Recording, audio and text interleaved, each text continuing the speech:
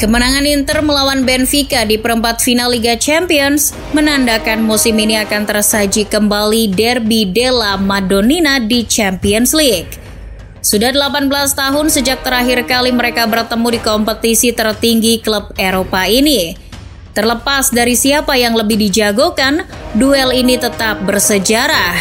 Serie A pernah jadi liga terbaik di era 90-an. Tapi Liga Italia mengalami keterpurukan sejak terakhir kali Inter jadi wakil Italia yang juara Champions di tahun 2010.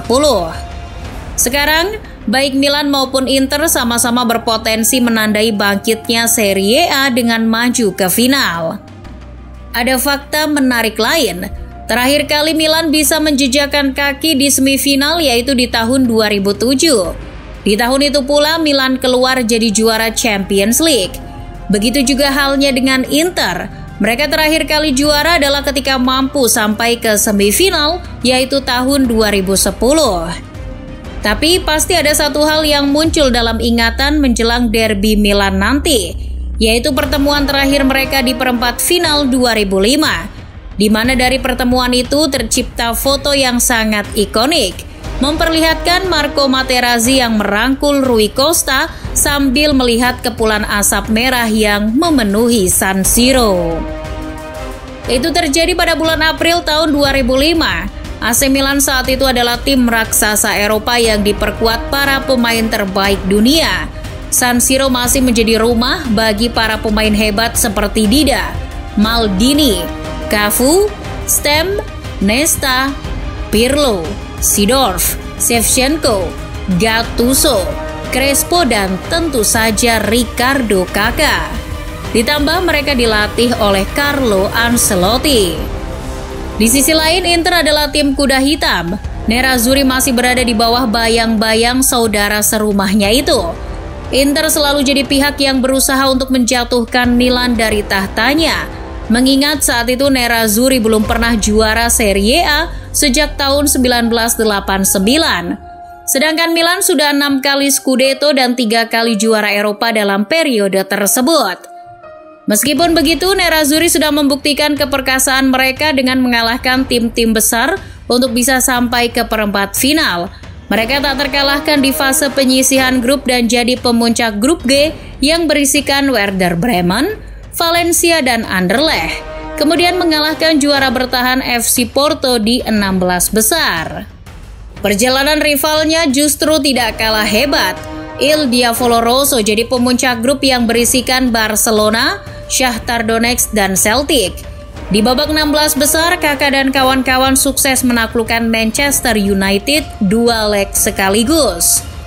Memang selalu ada tensi yang lebih tinggi ketika tim sekota bersua di Champions League. Klub dari negara yang sama selalu dipisahkan satu sama lain sampai tahap perempat final, di mana pada tahap itu sudah tinggal beberapa pertandingan tersisa sebelum akhir musim dan penuh dengan momentum, menambah tensi rivalitas kedua tim. Oh iya, saat Milan bertemu Inter di Liga Champions 2005, narasi yang dibangun oleh Inter adalah misi balas dendam. Keduanya sudah pernah bertemu di semifinal Champions League tahun 2003. Saat itu Inter tersingkir hanya karena kalah gol tandang, padahal Milan dan Inter menggunakan stadion yang sama. Rasa sakit itu masih disimpan oleh Inter sampai di pertemuan mereka selanjutnya. Menjelang duel leg pertama di tahun 2005, Presiden Inter saat itu, Massimo Moratti berkata, "Semifinal 2003 masih kita simpan dalam ingatan. Sekarang kita punya kesempatan untuk membalas dendam." Itu jadi bumbu tambahan yang membuat duel ini semakin pedas. Sayangnya, misi balas dendam itu tidak semudah perkataan Moratti. Di leg pertama, Inter tidak diperkuat Adriano. Christian Vieri juga hanya bisa memulai dari bangku cadangan. Inter pun tak kuasa menahan gempuran Milan.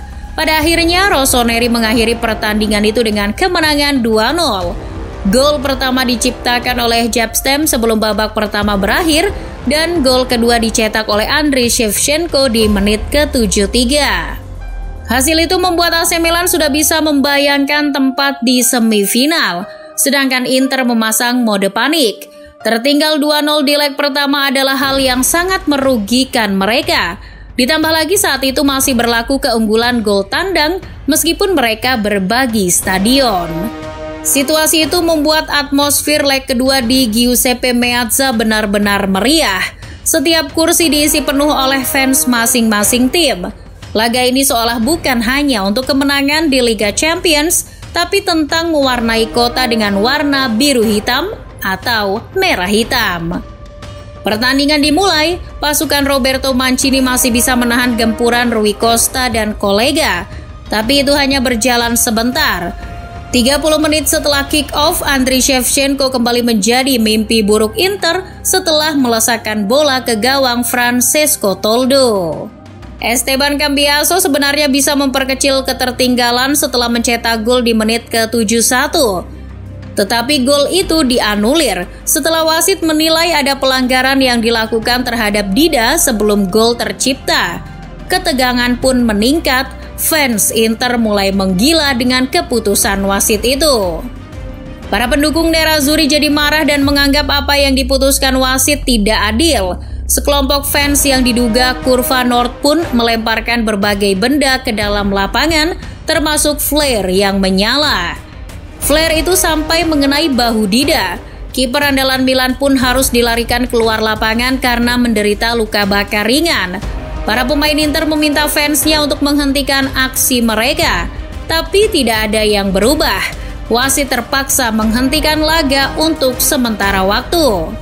25 menit kemudian kedua tim kembali memasuki lapangan.